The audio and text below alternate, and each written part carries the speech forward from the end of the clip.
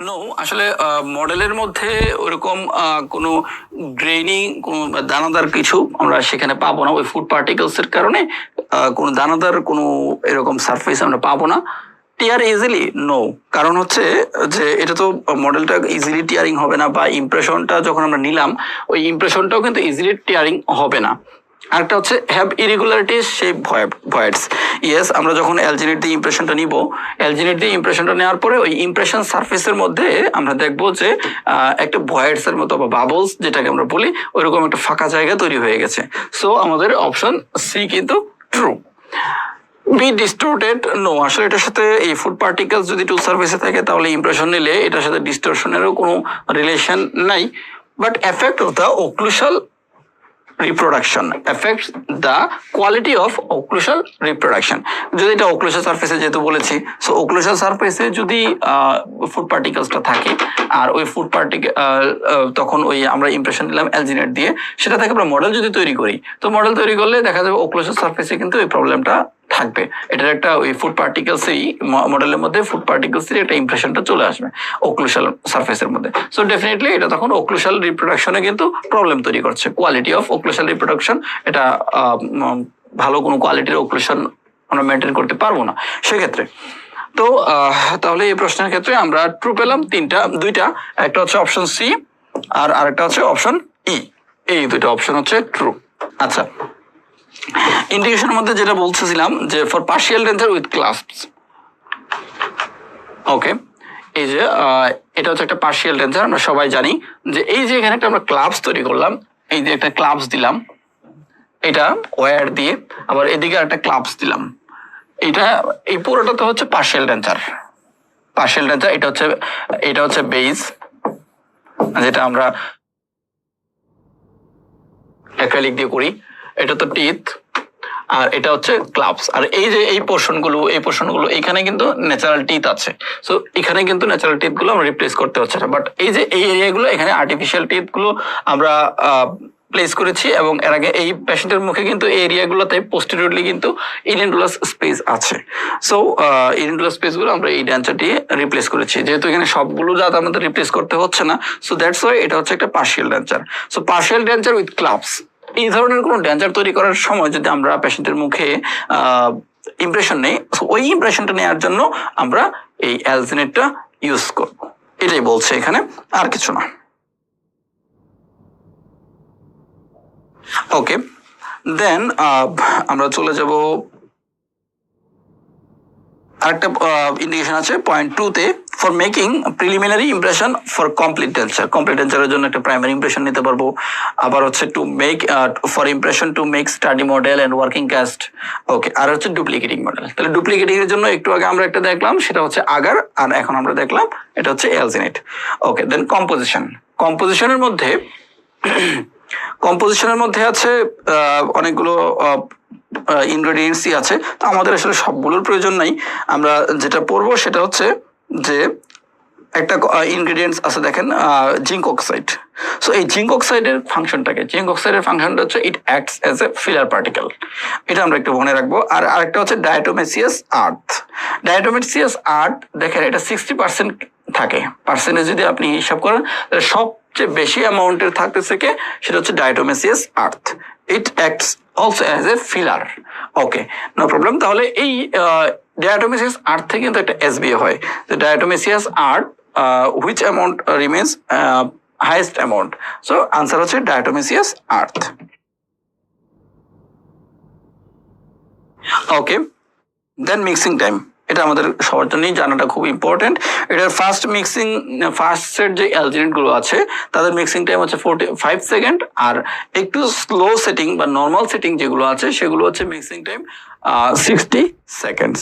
আচ্ছা, এখন এই অ্যালজিনেট আমরা যদি ওভার মিক্সিং করি অথবা অ্যালজিনেটটা যদি আমরা একটু আন্ডার মিক্সিং করি, তাহলে কি প্রবলেম গুলো হয়? যদি ওভার মিক্সিং করে ফেলি, দেখেন প্রথম পয়েন্টে আছে reduction in the final strength as gel fibre are destroyed. একটা হচ্ছে কি ফাইনালি যে স্ট্রেংথটা পাওয়ার কথা সেটা তখন ওই অ্যালজিনেট থেকে আমরা পাবো না।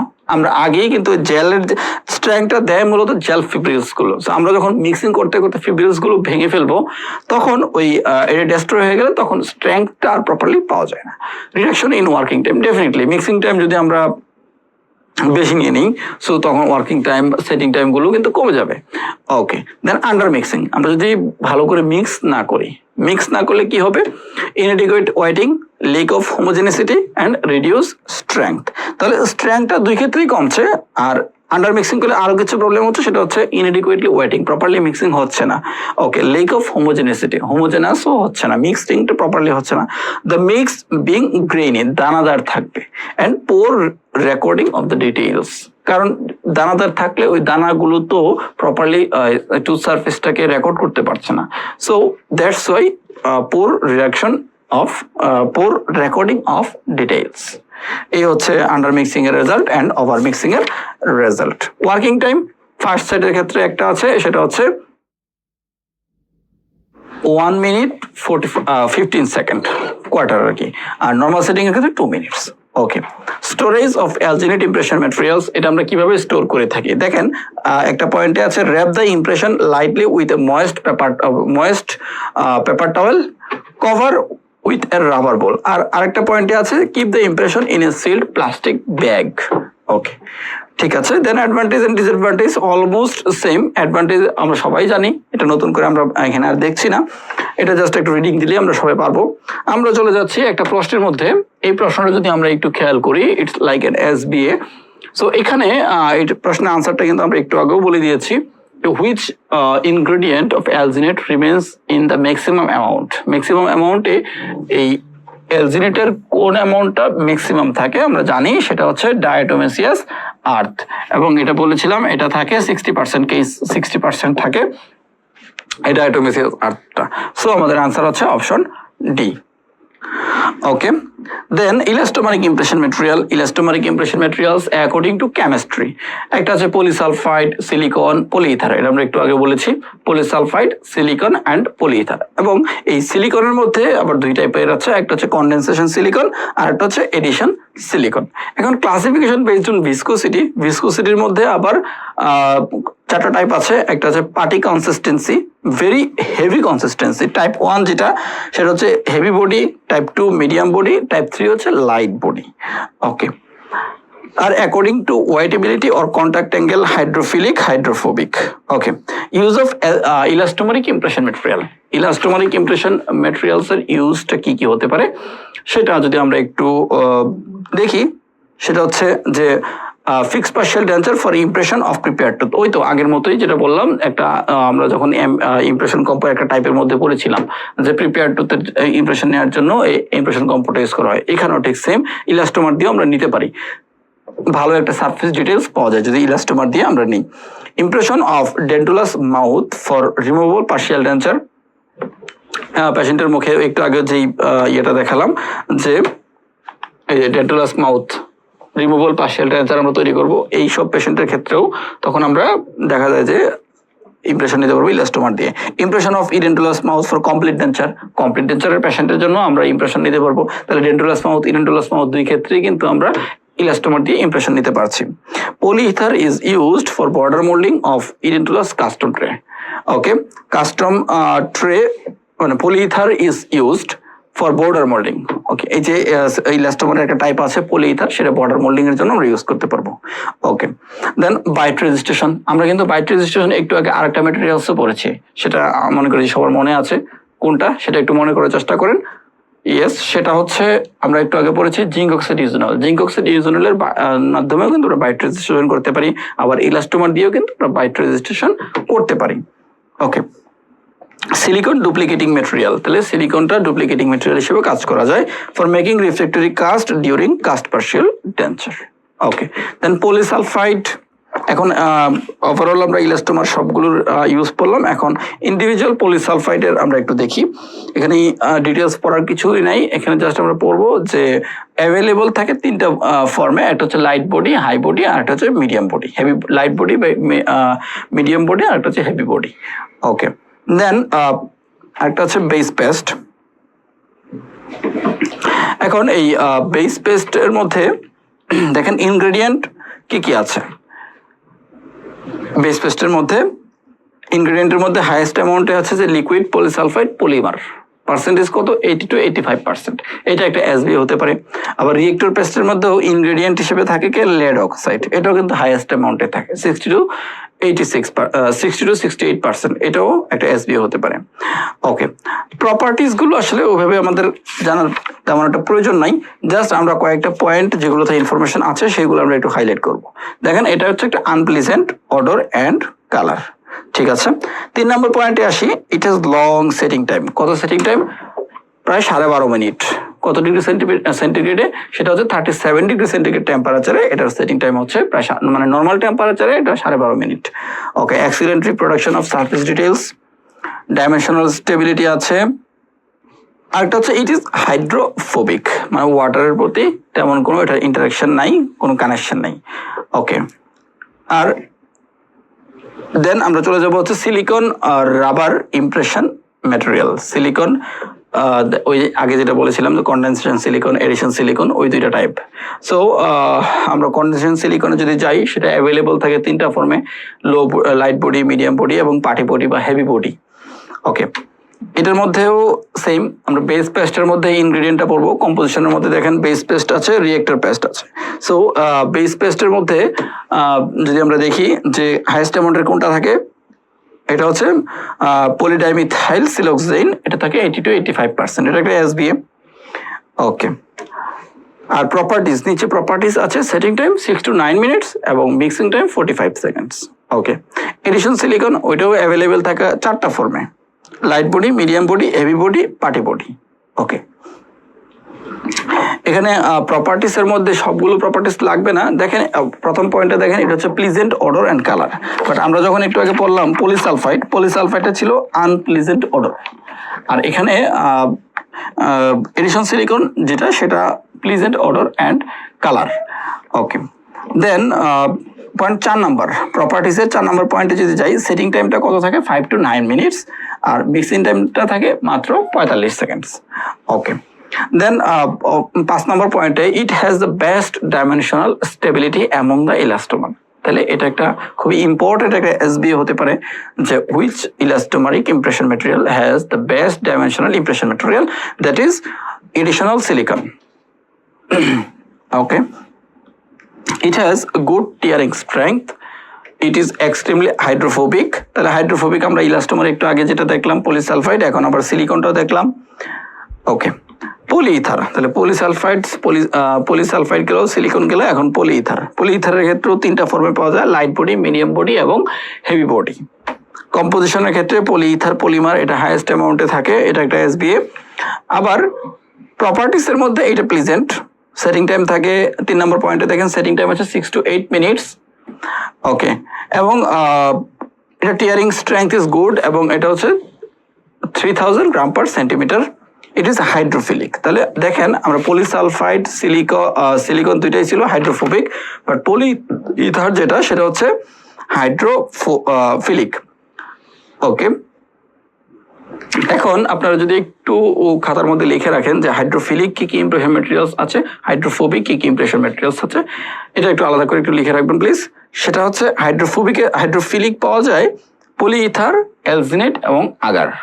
হাইড্রোফিলিক পাওয়া যায় 3টা impression materials, polyether, alginate and agar.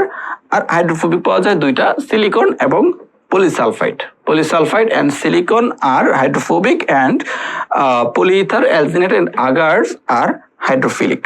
Okay, then impression error, আমরা যদি একটা ইমপ্রেশন নেই ইমপ্রেশন ম্যাটেরিয়ালস দিয়ে, বিভিন্ন ধরনের এরর হতে পারে, যেমন এয়ার এন্ট্রাপমেন্ট হতে পারে, ইমপ্রেশন ম্যাটেরিয়ালসে ফ্লুইড এন্ট্রাপমেন্ট হতে পারে, আবার সিটিং ট্রায়ালস মানে সেটিংটাও প্রপারলি আমরা বসাতে পারলাম না পেশেন্টের মুখে, দেখা গেল যে ইউজুয়ালি রিজ বরাবর বসানোর কথা ছিল ট্রেটা, কোনো কারণে এটা হয় বাক্কালি অথবা লিঙ্গুয়ালি বা প্যালেটালি এটা বেশি প্লেসড হয়ে গেছে, এটাও হতে পারে।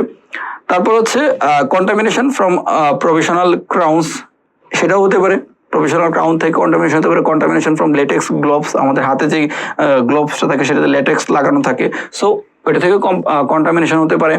Rough or even surface, rough surface হতে পারে, আনইভেন সারফেস হতে পারে, ডিস্টরশন হয়ে যেতে পারে। সো এগুলো হচ্ছে মূলত ইমপ্রেশনের এরর্স। ওকে, জিপসাম প্রোডাক্ট, জিপসাম প্রোডাক্টের অনেকগুলো ইন্ডিকেশন আছে। Impression plaster was used extensively in the past for impression of the mold. আগে এই জিপসাম প্রোডাক্টটা অনেক বেশি ইউজ করা হতো, ইদানিংকালে একটু কমে গেছে। Various types of plasters are used to make molds, cast and dies. Cast, dies এইগুলো তৈরি করার জন্য এই জিপসাম প্রোডাক্টটা ইউজ করা হচ্ছে। To attach the cast to on the articulator, আর্টিকুলেটরে আমরা অ্যাটাচ করার জন্য এই কাস্টটা প্রয়োজন হয়, যেটাকে আমরা মাউন্টিং বলি, mounting the cast on the articulator. এটা একটু পরে আমরা দেখাবো যে আর্টিকুলেটরের মধ্যে কিভাবে আমরা একটা মডেলকে বা কাস্টকে অ্যাটাচ করে রাখি। For bite registration.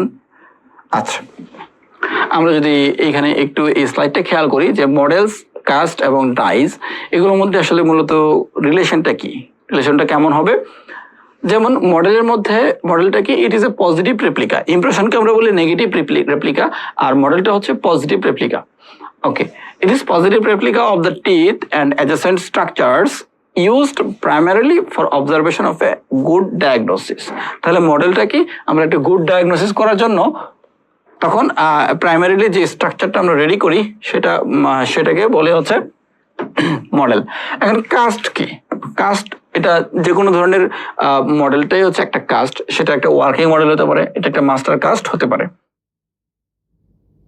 ডাইসটা কি, ডাইসটা হচ্ছে সিঙ্গেল টুথের একটা replica, positive replica. Dies is a positive, একটা positive replica of individual prepared tooth on which inlay, crown, bridge are made. That means আমরা যখন একটা সিঙ্গেল টুথ প্রিপারেশন করি ক্রাউনের জন্য, তখন ওই ক্রাউনের জন্য যখন একটা সিঙ্গেল টুথ প্রিপারেশন করি, এটা প্রিপারেশন করার পরে আমরা যখন ইমপ্রেশন নিয়ে মডেল তৈরি করি, মডেলের মধ্যে যে ওই সিঙ্গেল টুথের যেই পোর্শনটা, সিঙ্গেল টুথের যে মডেলটা বা টুথ পোর্শনটা আছে, সেটাকে বলছি আমরা একটা ডাইস, যেটার উপর আমরা ইনলে করতে পারি, যেটার উপর আমরা একটা ক্রাউন করতে পারি, ইনলে করতে পারি, ক্রাউন করতে পারি, অথবা যেটার উপর সাপোর্ট দিয়ে আমরা ব্রিজও করতে পারি।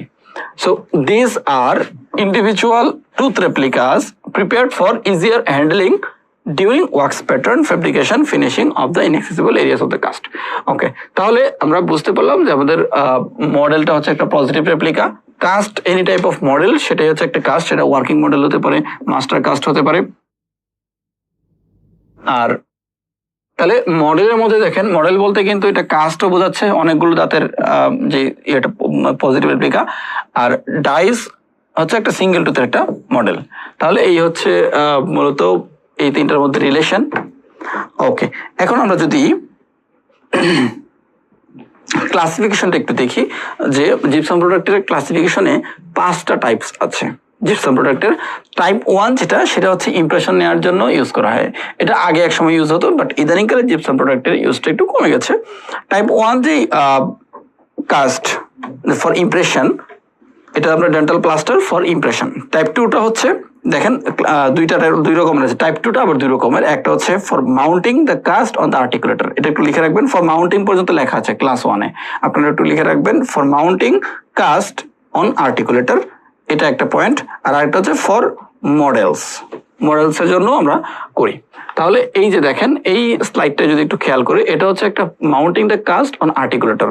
এখানে এই যে এটা হচ্ছে, এই যে এখানে কিন্তু প্লাস্টার ইউজ করেছে, এটা কিন্তু একটা প্লাস্টার, ঠিক আছে। এটা হচ্ছে এটা প্লাস্টার, মানে জিপসাম প্রোডাক্ট এখানে ইউজ করেছে। আর এই যে এই পোর্শনটা তো, এই যে হলুদ পোর্শনটা হচ্ছে একটা মডেল, ইডেন্ডাস মডেল, আর যে লাল পোর্শনটা সেটা হচ্ছে ওক্লুশাল রিম। আমরা কি দিয়ে তৈরি করি ওক্লুশাল রিম? ওক্লুশাল রিমটা ইউজুয়ালি আমরা তৈরি করি কিন্তু মডেলিং ওয়ার্কস দিয়ে, বেশি আরো কিছু ইমপ্রেশন ম্যাটেরিয়ালস দিয়ে করি, যেমন হচ্ছে ইমপ্রেশন কম্পো দিয়ে আমরা ওক্লুশাল রিম তৈরি করি। এটা আমরা পড়েছি, ওক্লুশাল রিম ইমপ্রেশন কম্পো টাইপের মধ্যে একটা ইন্ডিকেশন ছিল। সো তাহলে এটা হচ্ছে ওক্লুশাল রিম।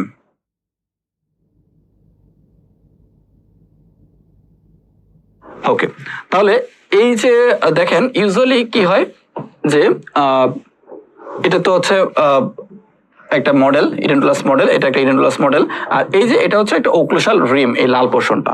সো ইউজুয়ালি এই পুরো পোর্শনটাকে এই যে এটা হচ্ছে একটা আর্টিকুলেটর, ঠিক আছে, এটা পুরোটাই হচ্ছে একটা আর্টিকুলেটর।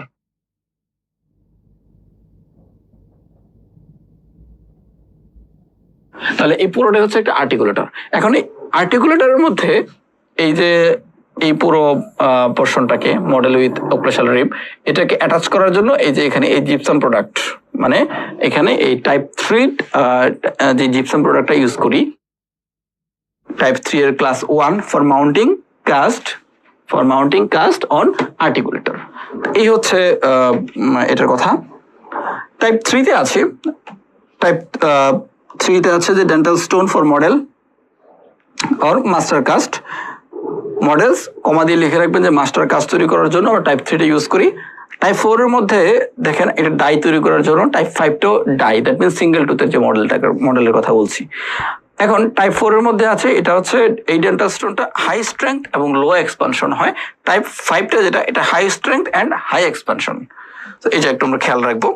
এন্ড টাইপ 1 আবার টাইপ 2 এগুলো আবার আলাদা করে ইন্ডিকেশন আছে, এগুলো অলমোস্ট সেম আমরা বলে ফেলেছি। টাইপ 1 এ ইমপ্রেশন নেওয়ার জন্য বাইট রেজিস্ট্রেশনের জন্য, টাইপ 2 টা কি করে, টাইপ 2 তে যে মডেল মাউন্টিং কাস্ট এগুলা। দেন টাইপ 3 টা হচ্ছে মডেল এবং মাস্টার কাস্ট। টাইপ 4 এর মধ্যে আসি, টাইপ 4 এর ইউজে দেখেন যে টাইপ 4 এবং 5 দুইটা তো ডাই রেডি করার জন্য। তো ইউজের মধ্যে আছে যে die stone is the longest and hardest variety of gypsum product. তাহলে কোন টাইপের স্টোন, ডেন্টাল স্টোন জিপসাম প্রোডাক্টের কোন টাইপটা একদম হার্ডেস্ট এবং স্ট্রংগেস্ট, সেটা হচ্ছে টাইপ 4। এটা একটা এসবিও হতে পারে। ওকে, দেন টাইপ 5 এটাও ডাই তৈরি করার জন্য with high increased expansion. Theories of setting, এই যে জিপসাম প্রোডাক্টগুলো সেটিং হয় কয়েকটা থিওরির উপর ডিপেন্ড করা হয়। একটা হচ্ছে কলোয়েডাল থিওরি, একটা হচ্ছে হাইড্রেশন থিওরি, একটা হচ্ছে ডিসোলিউশন প্রিসিপিটেশন থিওরি। জাস্ট এগুলোর নামগুলো একটু মনে রাখলাম। ওকে, দেন আমরা সেটিং টাইমটা যাই। সেটিং টাইমটাতে মিক্সিং টাইম আছে, ওয়ার্কিং টাইম আছে। মিক্সিং টাইমটা কত, সেটা হচ্ছে 1 মিনিটস, ওয়ার্কিং টাইম হচ্ছে 3 মিনিটস। ওকে, ফ্যাক্টরস এফেক্টিং সেটিং টাইম, এটার মধ্যে একটা ফ্যাক্টর হচ্ছে ম্যানুফ্যাকচারিং প্রসেস, মিক্সিং অ্যান্ড স্পেচুলেশন। দেখেন ম্যানুফ্যাকচারিং প্রসেস যদি ম্যানুফ্যাকচাররা ওইভাবে প্রিপেয়ার করে যে সেটিং টাইমকে বাড়াবে বা কমাবে, সেটা তাদের হাতে আছে, স্বাভাবিক। সো এটা একটা ফ্যাক্টর। আবার মিক্সিং অ্যান্ড স্পেচুলেশন, একটু আগে আমরা একটা ম্যাটেরিয়ালসে পড়েছিলাম, কিন্তু যদি যেমন জিঙ্ক অক্সাইড ইউজ হলেই যে মিক্সিং স্ল্যাবটা যদি বা স্পেচুলাটা যদি কুল হয়, তাহলে তার সেটিং টাইমটাও কিন্তু দেখা যাবে যে আরো স্লো হয়ে যাবে, বা সেটিং রিঅ্যাকশনটা আরো স্লো হয়ে যাবে। তো এইভাবে কিন্তু সেটিং টাইমটাকে কম বেশি করা যায়। ওয়াটার পাউডার রেশিওটা কম বেশি করে করা যাবে, টেম্পারেচার এবং মডিফায়ার অ্যাড করে। Okay, gypsum product may be disinfectant কিভাবে করতে পারি, ইমার্শন কাস্ট ইন ডিসইনফেকশন সলিউশনের মধ্যে দিতে পারি। আবার addition of disinfectant into the stone, সেখানেও আমরা এডিশন করে ডিসইনফেক্টেন্ট করতে পারি। আর হচ্ছে ওভারনাইট গ্যাস স্টেরিলাইজেশন, যদি আমরা করি সারা রাত গ্যাস স্টেরিলাইজেশনের মাধ্যমেও এটা স্টেরিলাইজ করতে পারি। Okay, comparison of plaster and stone, এটা এতটা ইম্পর্টেন্ট না, এটা না পড়লেও চলবে। আমরা যদি এই প্রশ্নটা একটু সলভ করার ট্রাই করি, যে true regarding the types of dental stone. Okay, fine. Type 1 dental plaster for impression, definitely আমরা পড়েছি যে টাইপ 1 ডেন্টাল স্টোন যেটা, সেটা ইমপ্রেশনের জন্য আমরা ইউজ করি। Okay, fine. Type 2 dental plaster for model, ঠিক আছে, আমরা এটাও ট্রু, মডেলের জন্য ইউজ করি। টাইপ 3 যেটা প্রিপেয়ারিং মাস্টার কাস্ট, এটাও ট্রু। ওকে, তাহলে টাইপ 4 এর মধ্যে কি আছে, হাই স্ট্রেংথ উইথ কি হাই এক্সপানশন? নো, আমরা কিন্তু এটা পড়েছিলাম যে টাইপ 4 যেটা high strength with low expansion, আর টাইপ 5 যেটা high strength with low expansion. No, আমরা টাইপ 5টা পড়েছিলাম high strength with high expansion. Okay, তো এই হচ্ছে এটার কারেকশন। তাহলে এই প্রশ্নের ক্ষেত্রে অপশন এ, বি, সি তিনটা true, option D and E false. Okay, wax, then আমরা চলে যাব সরাসরি আমাদের পেজ নাম্বার 16 এর মধ্যে আছে ওয়াক্স ইন ডেন্টিস্ট্রি। এই ওয়াক্স থেকে কিন্তু একটা প্রশ্ন এসছে গত রেসিডেন্সি গত পার্ট 1 পরীক্ষায়। পার্ট 1 পরীক্ষায় একটা প্রশ্ন এসছে ওয়াক্স থেকে, একটু পরে বলছি কি প্রশ্ন সেটা। ওয়াক্সের মধ্যে অনেকগুলো টাইপের আছে, যেমন ন্যাচারাল কিছু ওয়াক্স আছে, এগুলোর মধ্যে প্যারাফিন ওয়াক্সটা একটু বেশি important. Paraffin wax, so paraffin ওয়াক্সের মেল্টিং টেম্পারেচারটা একটু লিখে রাখবেন, মেল্টিং রেঞ্জ, ওয়াক্সটা কত ডিগ্রিতে এটা মেল্ট হয় সেটা হচ্ছে 40 to 71 degree centigrade. 40 to 71 degree centigrade হচ্ছে এটার মেল্টিং রেঞ্জ। ওকে, তাহলে ন্যাচারাল ওয়াক্স কি কি আছে দেখেন এখানে। ন্যাচারাল ওয়াক্স কিছু আছে, সিনথেটিক ওয়াক্স। তো এই ন্যাচারাল ওয়াক্সের মধ্যে প্যারাফিন ওয়াক্সটা আমরা একটু পড়লাম, এটার মেল্টিং রেঞ্জ হচ্ছে 40 to 71 ডিগ্রি সেন্টিগ্রেড। ওকে, দেখেন এই যে এটা হচ্ছে প্যারাফিন ওয়াক্স, এবং এই প্যারাফিন ওয়াক্সের এটা সোর্সটা কোথায়? সোর্সটা হচ্ছে high boiling fraction of petroleum. Petroleum থেকে আমরা এই প্যারাফিন ওয়াক্সটা পাই। টাইপটা কি? Straight chain hydrocarbon with 26 to 30 carbon atoms, এটা তার স্ট্রাকচারটা আসলে। মেল্টিং রেঞ্জ কত? মেল্টিং রেঞ্জ হচ্ছে 40 to 71 ডিগ্রি সেন্টিগ্রেড। এটা হোয়াইট এবং transparent. Increasing molecular weight increase melting point. Molecular weight যত বেশি বাড়বে তার মেল্টিং পয়েন্টও কিন্তু তত বাড়বে। ওকে, দেন আমরা চলে যাচ্ছি, তারপর হচ্ছে কার্নোভা ওয়াক্স। এটা একটু মেল্টিং পয়েন্টটা লিখে রাখেন যে প্ল্যান্টস এর মধ্যে প্রথমটাই আছে কার্নোভা ওয়াক্স। এটার মেল্টিং রেঞ্জটা হচ্ছে 84 থেকে 90 ডিগ্রি সেন্টিগ্রেড। এটা একটু মনে রাখতে হবে, ইম্পর্টেন্ট। এবং জাপান ওয়াক্স এবং কোকোয়া বাটার, এই দুইটা ওয়াক্সেরও মেল্টিং পয়েন্ট হচ্ছে 51 ডিগ্রি সেন্টিগ্রেড। জাপান ওয়াক্স এবং কোকোয়া বাটার এই দুইটা ওয়াক্সের মেল্টিং পয়েন্ট হচ্ছে 51 ডিগ্রি সেন্টিগ্রেড। আর ইনসেক্টের মধ্যে যে ওয়াক্সটা, ইনসেক্ট থেকে আমরা যে ওয়াক্সটা পাই সেটা হচ্ছে বিজ ওয়াক্স, মৌমাছি ওয়াক্স। সেটা মেল্টিং রেঞ্জ হচ্ছে 63 to 70 ডিগ্রি সেন্টিগ্রেড। এটা আমরা একটু মনে রাখলাম। ওকে, দেন এই বক্সেরই একদম ডান দিকে নিচের দিকে আছে সিনথেটিক রেজিন। 3টা সিনথেটিক রেজিন আছে, নামগুলো একটু মনে রাখতে হবে, ইলভ্যাক্স, পলিইথিলিন, পলিস্টাইরিন। ওকে, ফাইন। দেন দেখেন ক্লাসিফিকেশনের মধ্যে একটা আছে according to origin, mineral, plant, insect, animal. এগুলো আমরা অলরেডি পড়ে ফেলেছি। প্রশ্নটা অনেক সময় এভাবে হয় যে ইনসেক্ট থেকে কিন্তু একটাই আছে, ওয়াক্স কিন্তু একটাই, সেটা হচ্ছে বিজ ওয়াক্স। এটা একটা এসবিও হয়। আবার অনেক সময় প্ল্যান্ট সোর্স থেকে কি কি পাওয়া যায় সেগুলোর নিয়েও একটা প্রশ্ন হয় যে wax arises from wax come from plant source, animal source, এভাবে প্রশ্ন হয়। তো প্ল্যান্ট সোর্স গুলো একটু পরে রাখবেন, carnauba wax, ouricury wax, candelilla wax, Japan wax এবং কোকোয়া বাটার, এগুলো হচ্ছে প্ল্যান্ট সোর্স থেকে আসে। ওকে, দেন অ্যাকর্ডিং টু ইউজের উপর ডিপেন্ড করে ওয়াক্স আর কয়েক রকমের হয়। সেটা হচ্ছে প্যাটার্ন ওয়াক্স হতে পারে, দেন প্রসেসিং ওয়াক্স হতে পারে, আর একটা হচ্ছে ইমপ্রেশন ওয়াক্স হতে পারে। ওকে, এখন এই প্রসেসিং ওয়াক্স যেটা, প্রসেসিং ওয়াক্সে প্যাটার্ন ওয়াক্স থেকে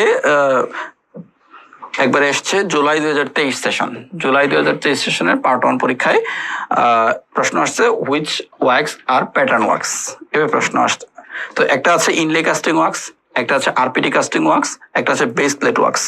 আর বেস প্লেট ওয়াক্সের অল্টারনেটিভ একটা নাম লিখে রাখতে পারেন, সেটা হচ্ছে মডেলিং ওয়াক্স। ওকে, সো এভাবে প্রশ্ন আসছে প্যাটার্ন ওয়াক্স কি কি আছে, এটা জুলাই 2023 সেশনে এসেছে। সো প্রসেসিং ওয়াক্স গুলো আমরা একটু পরে রাখবো, ইমপ্রেশন ওয়াক্স নামগুলো একটু আমরা মাথায় রাখবো। ওকে, ঠিক আছে। দেন আমরা আইসো ক্লাসিফিকেশন, এটা আমাদের ইম্পর্টেন্ট না। এরপরে আছে জেনারেল প্রপার্টিজ, এটা তো এত ইম্পর্টেন্ট না। আমরা প্যাটার্ন ওয়াক্স পড়েছি, আমাদের ইনলে কাস্টিং ওয়াক্সের ডিটেলস প্রয়োজন নাই। পেজ নাম্বার 17 কিছু পড়ার প্রয়োজন নাই। আমরা সরাসরি যদি চলে যাই, সেটা হচ্ছে base plate wax. Base plate wax এটা যেটার একটা নাম হচ্ছে modelling wax. So modelling wax এটার আমরা জানি ইন্ডিকেশনটা কি। একটু আগে আমরা একটা ওই যে আর্টিকুলেটের মধ্যে আমরা দেখিয়েছিলাম যে মডেলিং ওয়াক্স দিয়ে কিন্তু ওক্লুশাল রিম তৈরি করা হয়েছিল। দেখেন এই যে মডেলিং ওয়াক্স দিয়ে, এই যে এটা হচ্ছে occlusal rim, so it's an modelling wax. So এটা হচ্ছে মডেলিং ওয়াক্স দিয়ে তৈরি করা, লাইক বেস প্লেট ওয়াক্স যেটাকে বলি। দেখেন অনেকের আবার কনফিউশন হতে পারে যে স্পেশাল ট্রে দিয়েও কিন্তু, বেস প্লেট দিয়ে কিন্তু স্পেশাল ট্রে তৈরি করি। মনে আছে কি যারা হয়তো কম্পিউটার প্রসিডিউর তৈরি করেছেন, সেটা আপনাদের হয়তো মাথায় থাকার কথা যে আমরা বেস প্লেট দিয়ে কিন্তু স্পেশাল ট্রেও তৈরি করি, যে special tray for final impression. Zinc oxide regional দিয়ে আমরা ফাইনাল ইমপ্রেশন নেই, ওই স্পেশাল ডেটা তৈরি করি বেস প্লেট দিয়ে, ওইটা একটা ভ্যারাইটি। আবার বেস প্লেট ওয়াক্স এটা হচ্ছে মডেলিং ওয়াক্সেরই আর একটা ভ্যারাইটি। সো এটা কিন্তু দুই জিনিস, এখানে কিন্তু আসলে কনফিউশন রাখার কোনো সুযোগ নেই। সো বেস প্লেট ওয়াক্স প্রথম বা মডেলিং ওয়াক্স এর প্রথম একটা ইন্ডিকেশন হচ্ছে ওক্লুশাল রিম তৈরি করতে ইউজ করি, যেটা আমরা দেখালাম।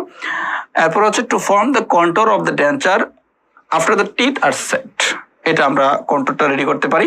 Two make pattern for orthodontic appliance and other processes. Okay, এখন কম্পোজিশনের মধ্যে প্যারাফিন ওয়াক্স, কম্পোজিশনের মধ্যে একটা আছে প্যারাফিন। বেস প্লেট ওয়াক্সের একটা কম্পোজিশনের একটা ইনগ্রেডিয়েন্ট হচ্ছে প্যারাফিন। সো এই প্যারাফিনের পার্সেন্টেজটা যদি একটু খেয়াল করি, এটা হচ্ছে হাইয়েস্ট অ্যামাউন্টের থাকে। কত? সেটা হচ্ছে 80%। সো এটা একটা এসবিএ প্রশ্ন। সবগুলা ইনগ্রেডিয়েন্ট আপনি মনে রেখে পারবেন না, কারণ এখানে অনেকগুলো ম্যাটেরিয়ালস, প্রত্যেকটারই ইনগ্রেডিয়েন্টস আছে। জাস্ট আপনি হাইয়েস্ট অ্যামাউন্ট কোনটা আছে সেটা একটু মনে রাখবেন, that's enough. Okay, boxing wax এমন আমরা জাস্ট জেনে রাখবো যে বক্সিং আর বিডিং বলতে কি বোঝায়, এটা যদি আমরা একটু মনে রাখি তাহলেই এনাফ। দেখেন, বক্সিং ওয়াক্স বলতে আমরা একটা মডেল, একটা ইমপ্রেশন নেওয়ার পরে যদি তার চারপাশে যে ওয়াক্সটা দিয়ে বক্সের মতো তৈরি করে ওই ইমপ্রেশন থেকে মডেল তৈরি করি, যেন ম্যাটেরিয়ালস গুলো চারপাশে ফ্লো না হয়, তার বেসটা যেন প্রপারলি তৈরি হয়, এই টেন্ডেন্সি থেকে যখন একটা বক্স রেডি করি সেটাকে বলা হচ্ছে বক্সিং। আর বিডিংটা হচ্ছে তার মার্জিন বরাবর, ইমপ্রেশনের মার্জিন বরাবর আমরা ম্যাটেরিয়ালস দিয়ে যখন একটা মার্কিং করি সেটাকে বলছি beading. Advantage of beading and boxing. এখন এই beading and boxing page number 19-এ আছে যে এটার অ্যাডভান্টেজ কি। Preserve the extension and landmark, কতটুকু এক্সটেন্ড হবে সেটা আমরা আগে থেকে মার্ক করে রাখতে পারবো। Okay, controls the thickness of the border, আমরা ডেফিনেটলি ওই বর্ডারের উপর আমরা বিডিং ওয়ার্কস দিয়ে কিন্তু আমরা মার্কিং করে রাখতে পারছি।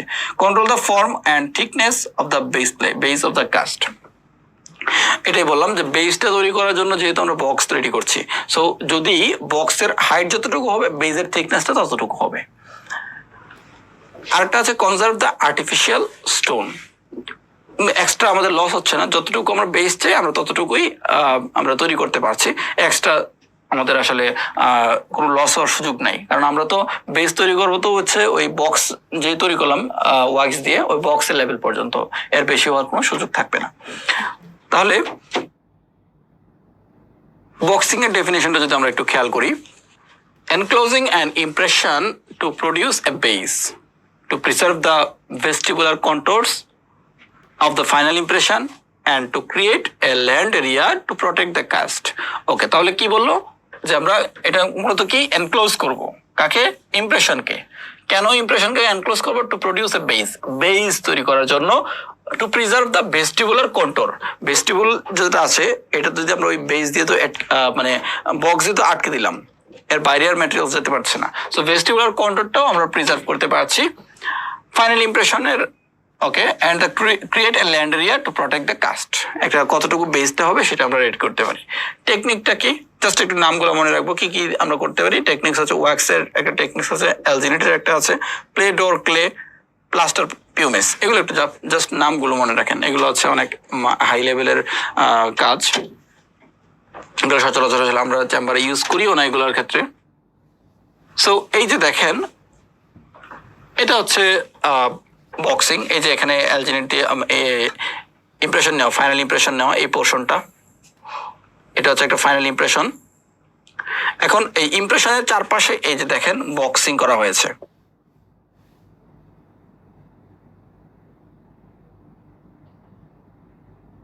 সো এটা হচ্ছে এই যে এই লাল পোর্শনটা, এটা হচ্ছে বক্সিং ওয়াক্স, ঠিক আছে? এই লাল পোর্শনটা হচ্ছে বক্সিং ওয়াক্স, আর এই চারপাশে এই যে ভিতরে এই পোর্শনটা হচ্ছে এটা ফাইনাল ইমপ্রেশন। এখন এই ফাইনাল ইমপ্রেশনের মধ্যেই দেখেন এখানে যে স্টোন দেওয়া হচ্ছে, এই যে হলুদ যেটা এখানে শুরু করা হয়েছে, জাস্ট এখানে একদম ফিল আপ করে ফেলা হয়েছে, হলুদ পোর্শনটা দিয়ে একবারে ফিল আপ করে ফেলা হয়েছে। এটাকে বলা হচ্ছে পোরিং দ্য কাস্ট। ওকে,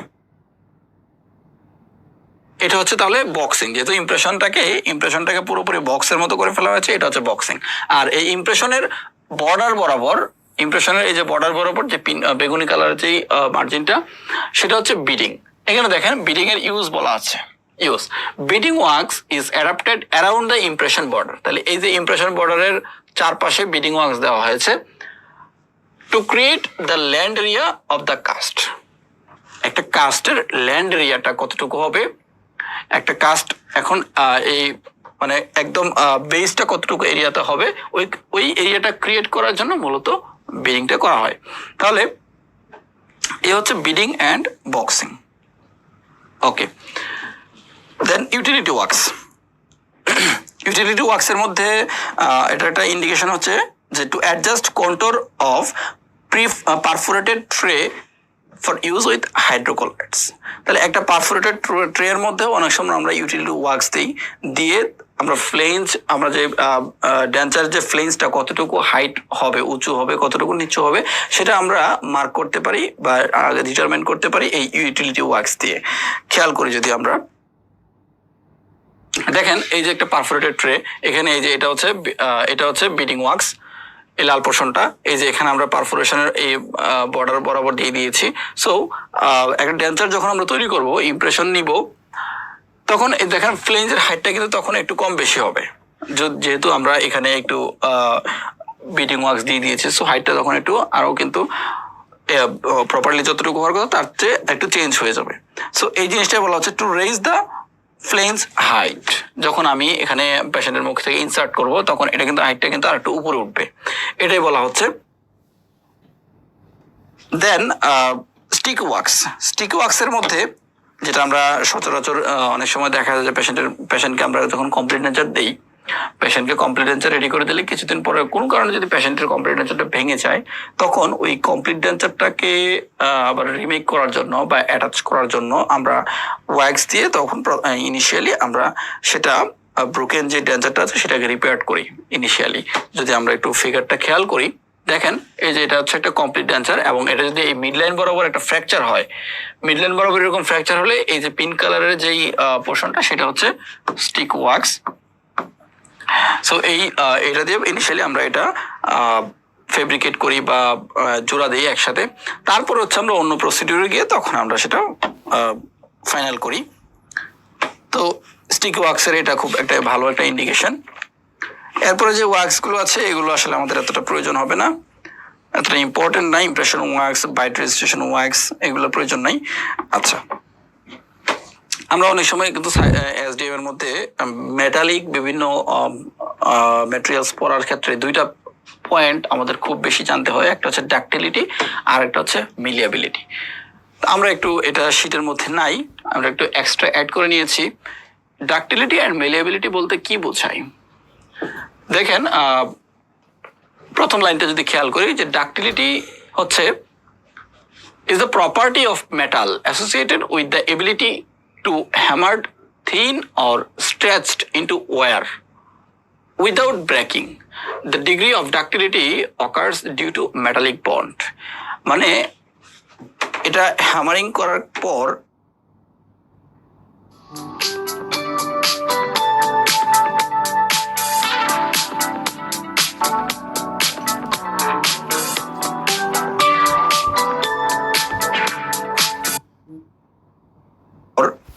এত পাতলা হয়, একদম থিন একটা রোলের মতো হয়ে যায়।